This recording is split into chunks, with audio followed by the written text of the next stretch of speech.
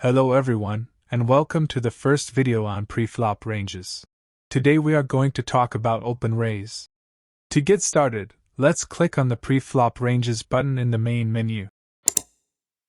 First of all, we have to define what a range chart is.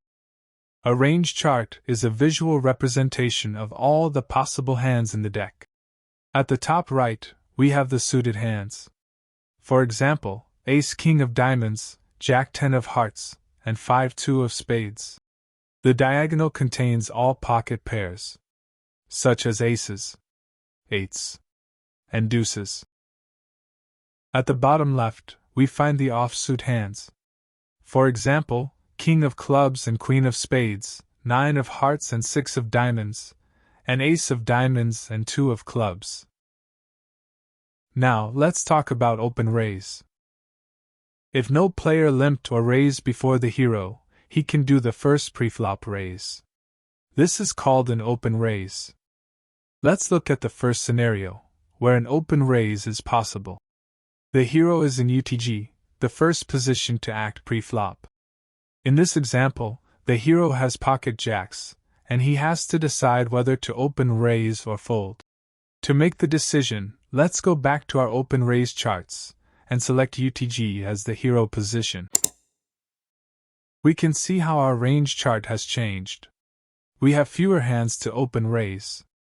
This is because in the early positions we play tighter. At UTG, we only open raise 15.8% of the time. If we click on pocket jacks, we can see that we have to open raise 100% of the time. In this case, the hero must open raise. In the second scenario, all previous players have folded.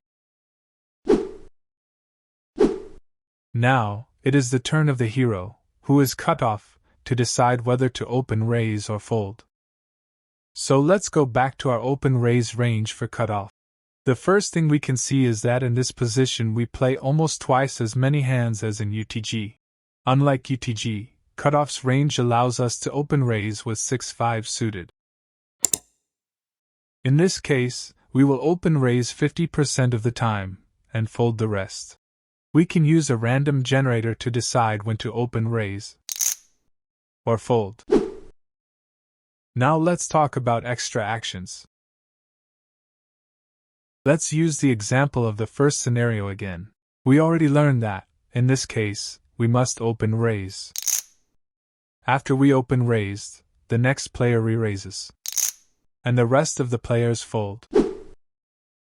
This is what we call a 3-bet.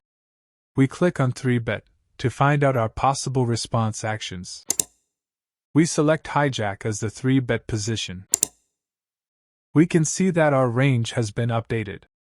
Now our possible actions are all in for bet and call. When we click on pocket jacks, we can see the details of the actions for this hand. In this case, we must call 100% of the time. The next extra action is 3-bet and call. This happens when after we open raised, one player 3-bets, and another player just calls. Now we will talk about squeeze. After we open raised, a player just called. Then, another player re-raises. This special 3-bet, against the open raiser and one or more callers, is called squeeze. Now we will talk about cold 4-bet. After we open raised, a player re-raises or 3-bets us. Then, a second player re-raises again, as his first action in the hand. This second re-raise is called cold 4-bet. The last extra action is all in. The scenario is the same as cold 4-bet. We open raised, another player 3-bets. Then, a second player makes a re-raise with his entire stack. This cold 4-bet of 100 big blinds is called all in. We reached the end of this tutorial. For more details, you can check the in-app tutorials by clicking on the help icon. If you like this video, don't forget to like and subscribe. If you have any comments or questions, please write a comment below.